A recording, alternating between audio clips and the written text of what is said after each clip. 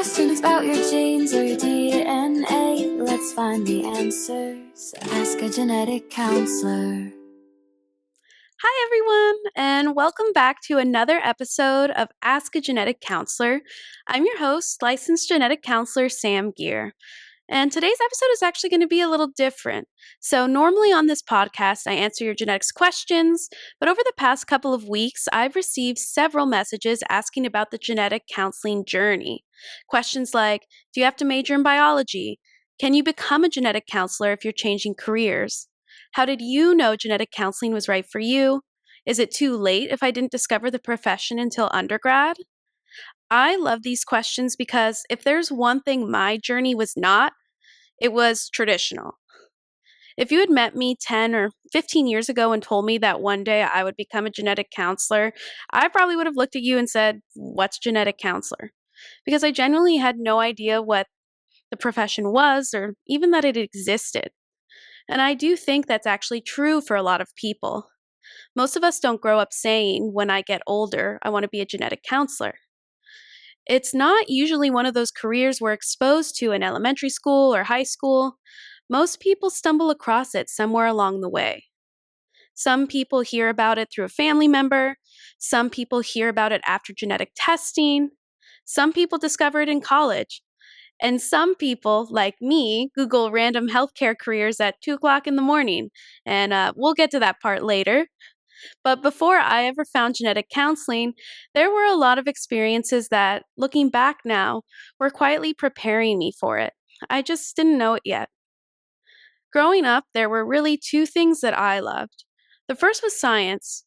I was always fascinated by biology. I loved learning how the human body worked and why diseases happened, why people could inherit certain traits, and how all these incredibly complicated systems somehow work together. I didn't know much about genetics at the time, but I did know I loved life science. And then the second thing I loved was helping people.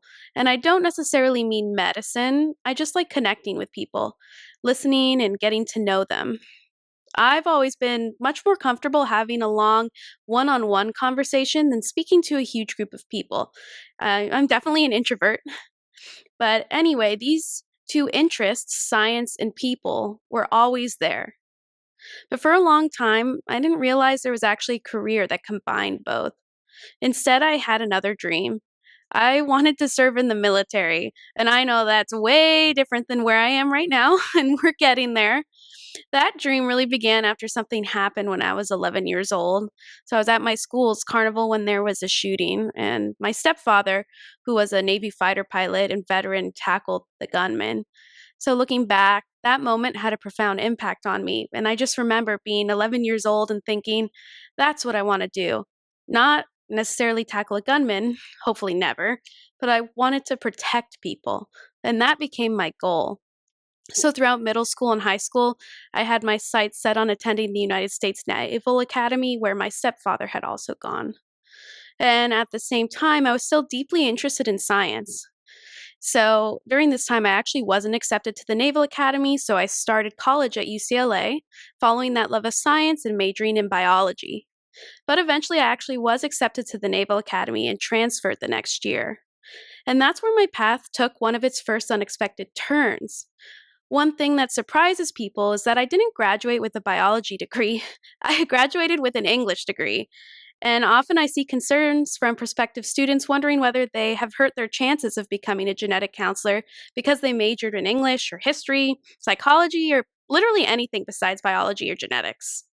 So let me tell you why I ended up studying English. The answer is actually much less exciting than people expect. The Naval Academy didn't offer a biology major at the time, so I had to choose something else. Now, my mom's a writer, and growing up, writing was always a big part of our house. I loved writing short stories when I was younger, and I enjoyed reading, and I liked language, so English felt like a natural fit.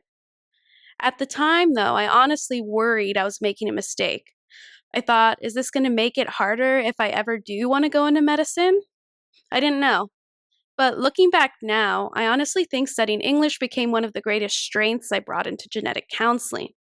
Because, yes, genetic counseling is a science profession, you absolutely need to understand genetics.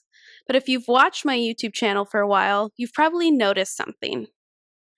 I spend a lot of time thinking about how to explain science, not just whether the science is correct. Because understanding something yourself is one skill, but helping someone else understand it is a completely different skill. So, studying English taught me to think carefully about communication, how people process information, how stories are structured, and how to explain complicated ideas clearly. Honestly, those are skills I use almost every single day as a genetic counselor. Now, does that mean everyone should major in English? No, not at all. There are plenty of fantastic genetic counselors who majored in biology, genetics, neuroscience, chemistry, psychology, you name it. But my point here is that there isn't one perfect major. Admissions committees aren't looking for one specific degree, they're looking for someone who can succeed in graduate school and someone who has thoughtfully prepared themselves for the profession. Those are two different things. Now, when people hear that I served in the Navy, they often assume that's the experience admissions committees cared about most. And while it certainly made me a unique applicant, I don't actually think that's what mattered. What I do think mattered was what I learned while I was there. One of my favorite roles at the academy was serving as a peer advisor.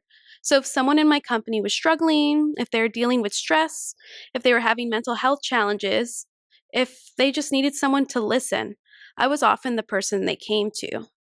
And looking back, I don't think I appreciated how much those conversations were shaping me. Because those conversations weren't about solving someone's problems, they were about listening, helping someone feel heard, helping them sort through difficult situations, sometimes just sitting with someone who is having a really hard day. And that taught me something incredibly valuable. Sometimes people don't need you to have all the answers, sometimes they just need someone willing to listen. And if that sounds familiar, it's because it's a huge part of genetic counseling. No, genetic counselors are not therapists, but we absolutely use counseling skills. We're meeting people during some of the most uncertain moments of their lives: a new diagnosis, a pregnancy, a child who's undergoing testing, a family history of cancer, and more. People are often processing a tremendous amount of information and emotion at the same time, and science alone isn't enough. Communication matters, listening matters, empathy matters. I didn't realize it then, but those conversations at the Naval Academy were preparing me for conversations I would eventually have in the clinic. I just had no idea where that path was leading yet. So eventually, I graduated from the Naval Academy, served in the Navy, and then medically retired. And if I'm being honest here, that was a really strange season of my life. For so many years, I had this very clear picture of what my future was going to look like. I was going to serve in the military, that was the plan. That had been the plan since I was 11 years old, and then suddenly it wasn't. I think a lot of people experience moments like that where we realize that life is unfolding the way we did not expect. It's unsettling. You have to start asking yourself questions that you never thought you'd have to answer. Okay, what now? For me, one thing never changed. I still wanted to help people. I knew I wanted to work in healthcare, and I knew there's so many different types of ways you can help people. So I started exploring. At first, I actually enrolled in a radiation therapy program through National University. And for anyone who isn't familiar with radiation therapists, they're healthcare professionals who administer radiation treatments to patients with cancer. And there were parts of it that really appealed to me. I loved that it involved patient care and getting to know my patients even more personally. I loved that it involved science. I was very interested in oncology, but something still didn't quite fit for me. Have you ever had that feeling where something is objectively a good option, but you can't quite picture yourself doing it for the next 30 years? That was a bit how it felt.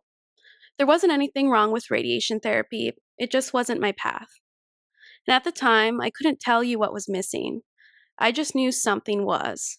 So one night, I did what I think a lot of people do when they're trying to figure out their life. I started Googling. I don't even remember exactly what I typed. It was probably something incredibly generic like healthcare careers involving biology and patient interaction, or medical careers that involve counseling, something along those lines. And then I came across a list of healthcare careers. As I was scrolling through it, one title caught my attention: Genetic Counselor. I remember thinking, what is that? So naturally, I clicked on it and I started reading. I read about what genetic counselors do. I learned that genetic counselors spend time educating patients, helping people understand complex medical information, talking through difficult decisions, discussing family history, interpreting genetic testing, and working closely with physicians and other healthcare professionals. And I remember having this aha moment, like, wait, this is a real job? Because it honestly felt like someone had taken all of the things I enjoyed and combined them into one profession: science, teaching, building relationships, supporting others. I couldn't believe I'd never heard of it before. And thinking back, I know that's one of the biggest challenges our profession still faces. So many people who would make wonderful genetic counselors simply don't know we exist. If no one had made that list of healthcare careers, if I hadn't clicked that one title, I honestly don't know where I'd be today. That one Google search changed the trajectory of my career. Now, here's something else that I think is important to share. When I found genetic counseling, it was September. And if you've ever applied to genetic counseling programs, you know that's not exactly an ideal time to discover the profession. Application season was already starting. Meanwhile, I was sitting there thinking, okay, I just found my dream career, and I have almost none of the things people are telling me I need. I hadn't shadowed dozens of genetic counselors. I didn't have a carefully planned application that I'd been building since sophomore year. I hadn't even taken a genetics course in college. So, in some ways, I felt like I was starting from behind, and so I had a decision to make. I could tell myself, well, I guess I'll wait another year before I even try. Or I could spend the next several months doing everything I reasonably could to become a stronger applicant and see what happens. So I chose that second option. Not because I thought I had everything figured out. Honestly, I did not. But because I figured that even if I didn't get in, every experience I gained would make me a better applicant the following year. So I got to work. The first thing I did was figure out what prerequisites I still needed. Luckily, because I'd already been taking courses for radiation therapy and had my biology background from UCLA, I wasn't starting completely from scratch. There were still classes I needed, like genetics, so I enrolled in them. And at the time, the GRE was also required for many programs. Thankfully, that's changed at a lot of schools now. But back then, the GRE was another item on my list, so I signed up for it. Around that same time, I was working in patient access in the emergency department. And I actually think that job taught me much more than I appreciated at the time. You know, the emergency room is unpredictable, and you meet people on some of the hardest days of their lives. You learn how to communicate with people who are scared, frustrated, grieving, overwhelmed, or simply exhausted. And those skills have stayed with me. But I also knew I wanted to experience things more directly connected to genetic counseling. So I started applying for genetic counseling assistant positions. I was fortunate enough to get a GCA internship eventually with iGenomics. And for me, that experience was huge. Not just because it strengthened my application, but because it confirmed that I actually love the field. That experience made me even more certain that this was where I wanted to be. Now, here's something that might surprise people. Even after all of that, I went into the application cycle with pretty modest expectations. I knew I'd discovered the profession later than many applicants. I knew I had only had a few months to prepare, so I made a decision that actually took a lot of pressure off myself. I told myself, I'm going to treat this as a learning experience. If I got interviews, wonderful. If I didn't, I would know what to improve for the next cycle. I wasn't attaching my entire future to one application season, because I think that's an easy trap to fall into. So instead of trying to apply to every program in the country, I only applied to two, especially with the cost of applying. So I applied to Stanford and UC Irvine. Looking back, that probably seems a little risky, but those were the programs that felt like the best fit for me. They're in my location. And then I waited. So if you ever applied to graduate school, you know the waiting is brutal. You check your email constantly. You replay your application in your head. You wonder if you should have rewritten your personal statement. You wonder if one sentence in one essay somehow ruined everything, and it's amazing how creative our brain becomes while we're waiting. But I eventually heard back, and I was offered an interview at UC Irvine. So I poured everything I had into preparing for it, and that interview changed my life. So, what do I actually think helped me get in? That's probably the question I get asked the most. People will ask, was it because you're in the Navy? Was it because you worked in the emergency room? Was it your grades, your interview, your personal statement? And honestly, I don't think there is one thing. I think it was the story those experiences told when they were put together. And I know that sounds a little abstract, so I'll explain what I mean.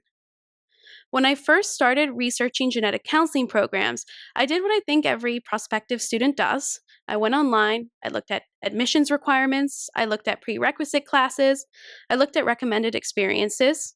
I found forums where applicants were talking about what they had done, and after some time, I was convinced I was hopelessly behind because it felt like everyone else had discovered genetic counseling years before I had. People had been shadowing genetic counselors for years, some had worked in genetics laboratories, others had volunteered on crisis hotlines. Some had hundreds or even thousands of hours of advocacy experience.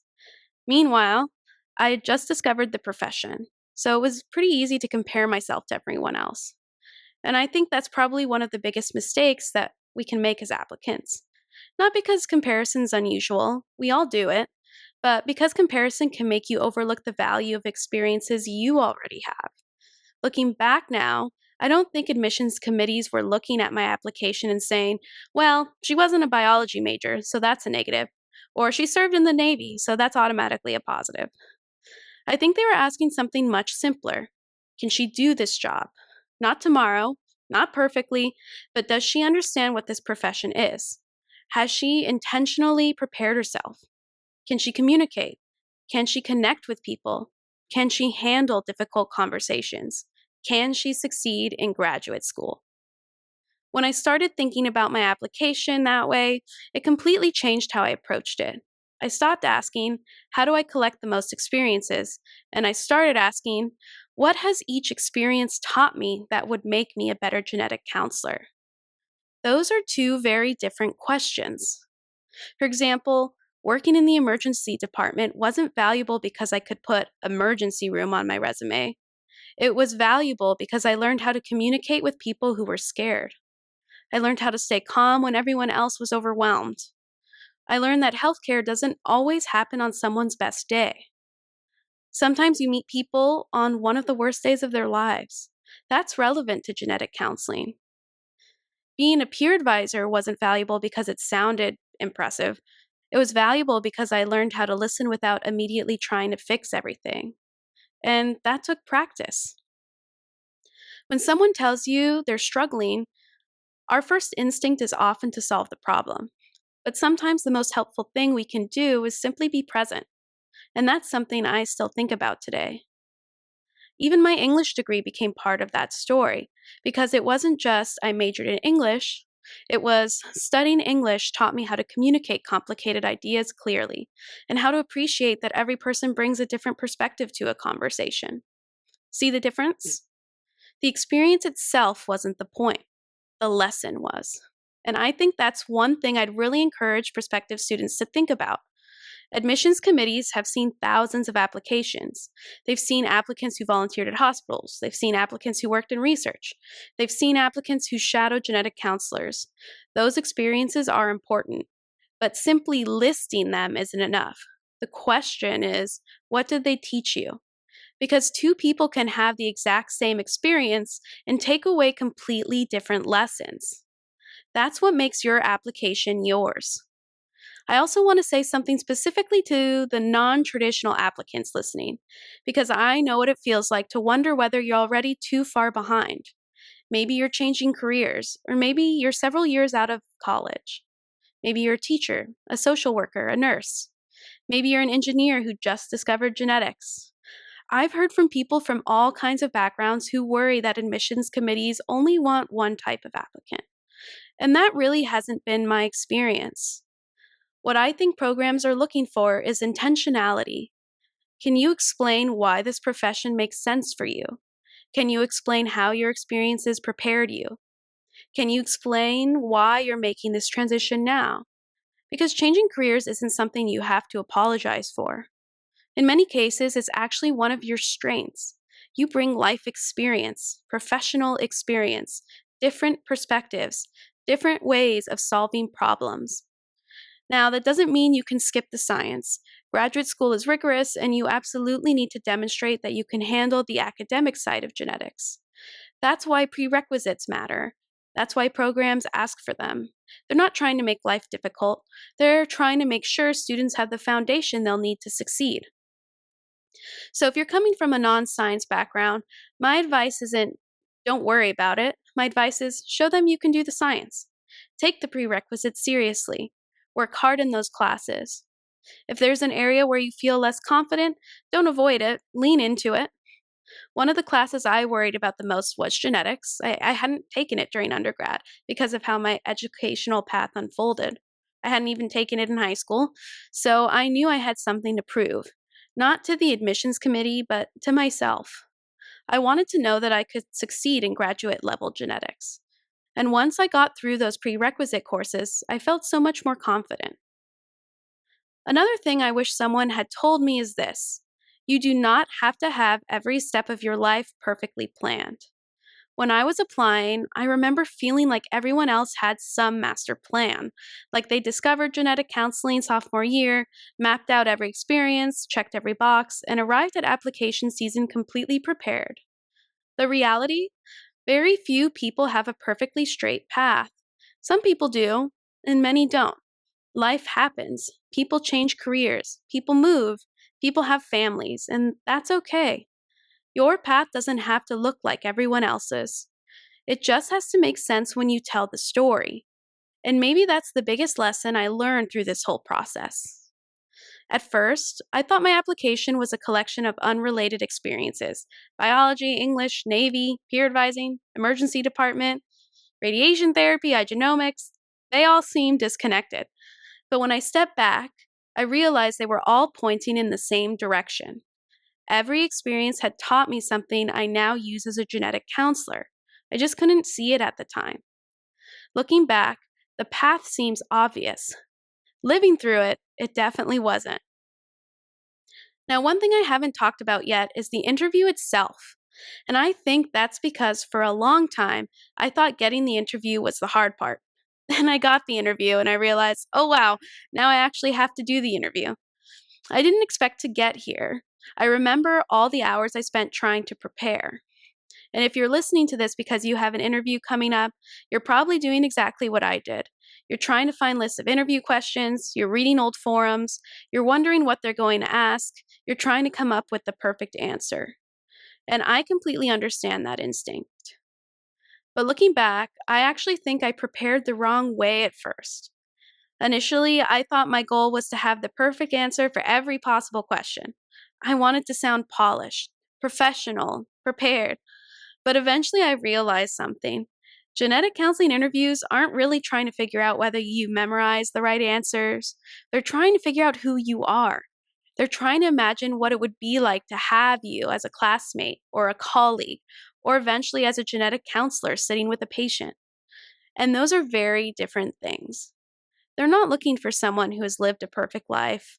They're looking for someone who reflects, someone who learns, someone who's thoughtful, someone who communicates well, and someone who would thrive in the culture of their program. I remember feeling insecure about my unconventional path. Now I almost laugh thinking about that, because my unconventional path ended up becoming one of the biggest strengths of my application. And not because it was unusual, but because I could explain why each experience mattered. And I think that's something I really want prospective students to hear. Admissions committees aren't looking for the most impressive story, they're looking for an authentic one. Sometimes applicants spend so much energy trying to sound like what they think a genetic counselor should sound like that they stop sounding like themselves. And I think that's a mistake. If someone asked me today what makes a strong personal statement, I wouldn't say it's the person with the most volunteer hours or the most shadowing or the highest GPA. Those things certainly matter, But I personally think the strongest personal statements answer one question really well. Why you? Not why is genetic counseling a great profession? Admissions committees already know that. They work in the profession. They don't need you to convince them that genetic counseling is wonderful. They want to know why you belong in it. Why does your story naturally lead here? I think that's an important distinction. They want to know about you. So tell them who you are. Tell them what shaped you. Tell them about the conversations that changed you. Tell them about the patient who challenged you. Tell them about the moment you realized this was the profession you wanted. That's the part only you can write. Another question I see all the time is, how much shadowing is enough? And I wish there was a magic number I could give you, but there isn't. I don't think admission committees are sitting there saying, well, this applicant shadowed for 43 hours, but this one only shadowed for 38. The purpose of shadowing isn't to accumulate hours, it's to understand the profession. If you shadow for 50 hours and can't explain what a genetic counselor actually does, those hours probably didn't accomplish much. But on the other hand, someone who has fewer hours but can thoughtfully discuss what they observed, how different specialties compare, and why the profession resonates with them, that's meaningful. The same thing goes for advocacy experience. Sometimes applicants ask, what counts? And I think that's the wrong question. A better question is, what did I learn? There isn't one perfect advocacy experience. What matters is that you've spent time supporting people, especially when those people are experiencing things like uncertainty, vulnerability, or difficult life circumstances. Because that's the heart of genetic counseling. It's people, not the DNA. Oh, we know DNA is incredibly important, genetic counseling, genetics. But at the end of the day, we're meeting human beings, people who are scared, people who are grieving, people who are excited, people who are overwhelmed, people trying to make decisions with incomplete information. And if we lose sight of that, we're no longer doing genetic counseling, we're just explaining genetics. So there's a difference. I also want to talk about something that doesn't get discussed enough: comparison. I think comparison is one of the hardest parts of this process, especially now that we have social media. You see someone posting that they shadowed another clinic, someone else got another interview, someone else published research, someone else matched. It starts to feel like everyone else is moving faster than you are. But remember, you're usually seeing everyone's highlight reel. You're not seeing the applications that didn't work, the interviews that didn't go well, the prerequisites someone had to retake, the rejection letters, the moments of self doubt. You're seeing one snapshot, not the whole journey. And honestly, I think one of the healthiest things I did during application season was focus on in improving my own application instead of trying to compete with everyone else's. Because I couldn't change what another applicant had done, but I could control what I did next. Also, I want to say something to anyone listening who has applied before and not matched, because I know that can feel incredibly discouraging. I've talked and went to school with people who matched and didn't match in their first cycle. Not matching doesn't mean you're incapable of becoming a genetic counselor. Sometimes it means you just need more experience. Sometimes it could mean you need to strengthen your science background, and sometimes it means it's just an incredibly competitive year. But I know that doesn't make the rejection any easier. It isn't. But rejection and failure are not the same thing. One's an outcome, and the other is giving up. And those are very different. Finally, I want to leave you with one thought that completely changed the way I viewed admissions. I used to imagine admissions committees sitting around trying to find the single best applicants. Now I picture them as more trying to build a class. Think about that for a second. A class. Not 20 identical people, 20 different people. People with different backgrounds, different perspectives, different strengths, different life experiences. Say someone with military experience, someone who worked in research, maybe someone who taught elementary school, someone who was a nurse or who came from public health, someone who worked in a laboratory, someone who worked in disability advocacy. Those differences make discussions richer. they make classmates better. And ultimately, they make the profession stronger. So instead of asking, how do I become exactly like everyone else who's applying? I'd encourage you to ask a different question. How has my journey prepared me to contribute something unique? Because that's the question that changed everything for me. When I stopped trying to look like the perfect applicant and started trying to honestly explain my journey, that's when my application finally felt authentic. And looking back, I think authenticity was far more compelling than perfection ever could have been. Now, before we wrap up, I thought it might be helpful to answer a few of the questions I often receive from prospective students. And these aren't necessarily things that fit neatly into the story of how I became a genetic counselor, but they're questions that come up over and over again. And I honestly wish someone had sat me down and talked through some of these when I was first applying. So, the first, do I need research experience? This is probably one of the biggest misconceptions I see. People often think that if they haven't spent years doing genetics research, they're automatically at a disadvantage. Research is valuable. It teaches critical thinking. It teaches you how to interpret scientific literature. It gives you an appreciation for how new knowledge is generated. But research is just one of the ways to build relevant skills. Remember what I said earlier. Admissions committees aren't simply asking how many boxes did this person check. They're asking, can I picture this person becoming a successful genetic counselor? For some applicants, research is a big part of that story. And for others, it isn't. I would not pursue research because you think it's required. Pursue it because you're genuinely interested in it. If you're not, there are plenty of other meaningful experiences that prepare you for this profession. All right, the second question. What if my GPA isn't perfect? Now, I know this question causes a lot of anxiety, and I completely understand why. Graduate school is academically rigorous. Programs need to know you'll be able to handle that. But one semester or even one class doesn't define you. Admissions committees review applications holistically. That doesn't mean grades don't matter, they do, but context matters too. Did you improve over time? Did you challenge yourself? Did you recognize weakness? Did you recognize weaknesses and address them? I actually think showing growth can be incredibly powerful. Now, personally, I did struggle academically at least the first half of my undergrad at the Naval Academy, yet the context mattered. I was also balancing the physical requirements like mandatory sports, fitness testing, combat education, my military duties, leadership work, and etc. Another example I mentioned earlier was that I hadn't taken genetics during undergrad. Taking that prerequisite later wasn't just about fulfilling a requirement. It was about proving, to myself as much as anyone else, that I could succeed in graduate level science. So if there's an area where your application feels weaker, don't panic. Just ask yourself, what can I do now to strengthen it?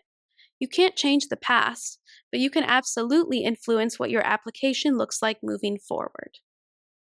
Question 3. Should I take a gap year? Sometimes, sometimes not. I know that's probably not the satisfying answer people want, but there really isn't a universal timeline. Some people apply during their senior year of college and match immediately. I had a classmate where this was the case. Others spend several years working before they apply. Some change careers entirely. Remember, I didn't even consider genetic counseling or discover it until after I had already served in the Navy, had a first career, and for me, that wasn't a disadvantage. It became part of my story. The question isn't how quickly can I apply, it's am I ready? Have you explored the profession enough to know what you're signing up for? Have you gained experiences that help confirm this is the right career? Can you articulate why you want to become a genetic counselor? If the answer is yes, wonderful. And if not, taking more time isn't a failure. It's preparation. Question 4. How many schools should I apply to? This is another question that comes up all the time. As I mentioned earlier, I only applied to 2. Now, would I necessarily recommend that for everyone? Probably not, but there isn't a magic number. Applications are expensive. Interviews require time. Travel, at least historically, could be expensive as well, although many interviews are virtual now. I think the goal should be to apply thoughtfully. Choose programs that genuinely fit what you're looking for. Consider location, clinical rotations, cost, culture, and maybe support systems. Every program has its own personality, and just because a program slightly is ranked higher doesn't necessarily mean it's the right fit for you. Now, I loved UCI because when I interviewed, I genuinely felt like I could picture myself there, and that feeling mattered. Now, what surprised you most about genetic counseling school? Honestly, how quickly everything moved. You spend months preparing to get in, and suddenly you're there, and it can feel overwhelming at first. I remember thinking, there's no way I'm ever going to know all this information. And the funny thing is, every genetic counselor probably remembers having that exact thought. No one walks into graduate school already knowing everything. That's the point of graduate school. You learn, you grow, you make mistakes, and you ask questions. And slowly, almost without realizing it, you start thinking like a genetic counselor. Another question: what's one mistake you think applicants make? I actually think it's trying too hard to say what you think the interview committee wants to hear, rather than showcasing your authentic self. I understand why people do it. This is a competitive profession, and people want to put their best foot forward. But sometimes applicants become so focused on sounding impressive that they forget to sound authentic. You don't have to pretend every experience changed your life. You don't have to force a dramatic story. Sometimes it's enough to simply say, "This experience taught me how to communicate with people from different backgrounds." Or, "This experience made me realize I enjoy helping people understand complicated information." Authenticity is memorable. The next question: what's one thing you did right? I think for me, it was staying curious. Even after I discovered genetic counseling, I didn't stop asking questions. I wanted to know what different specialties look like. I wanted to know what a typical day actually involved. I wanted to know what people loved about the profession, what challenged them, what surprised them. I wasn't trying to convince myself to like genetic counseling. I was trying to figure out whether it genuinely fit who I was. And I think that's an important distinction because this profession is wonderful, but it isn't the right profession for everyone. The goal isn't to convince yourself it's your dream career, but the goal is to honestly figure out whether it is. Another question I receive is, if I could go back and give myself one piece of advice, what would it be?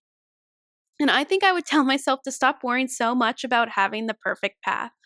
For a long time, I thought everyone else had everything figured out.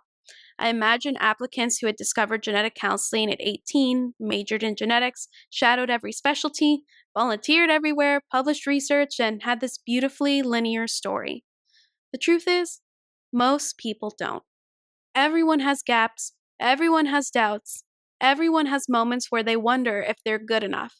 I know I certainly did. And I wish I had spent less time comparing myself to applicants I had never met. Because comparison has a funny way of making us forget everything we've already accomplished. Instead of focusing on all the experiences I didn't have, I wish I had appreciated the experiences I did have. Those experiences mattered because they shaped the kind of genetic counselor I would eventually become. And I think that's really what I hope people take away from today's episode. There isn't one perfect path into genetic counseling. There are certainly common paths. There are paths that many applicants share, but there isn't one correct story. Your experiences don't have to look like mine, and they don't have to look like anyone else's. What matters is that you've taken the time to understand your own story. Why this profession? Why now? What have you learned? How have you grown? And how will those experiences help you care for patients? Because ultimately, that's what all of this is about. Not building the perfect application, building yourself into the kind of healthcare professional that patients will trust. And if you focus on that, I think the application tends to become much stronger naturally. And that's all I have for today's episode. So thank you so much for listening. And thank you again to everyone who submitted questions. If you have a genetics question you'd love answered in the future episode, I would really love to hear from you. You can leave a comment below if you're watching on YouTube, or reach out on any of my social media platforms. If you enjoyed today's episode, don't forget to subscribe, and if you know someone who might find this helpful, feel free to share it with them. And thanks again for spending part of your day with me. And I'll see you next time on Ask a Genetic Counselor. Got questions about your genes or your DNA? Let's find the answers. Ask a genetic counselor.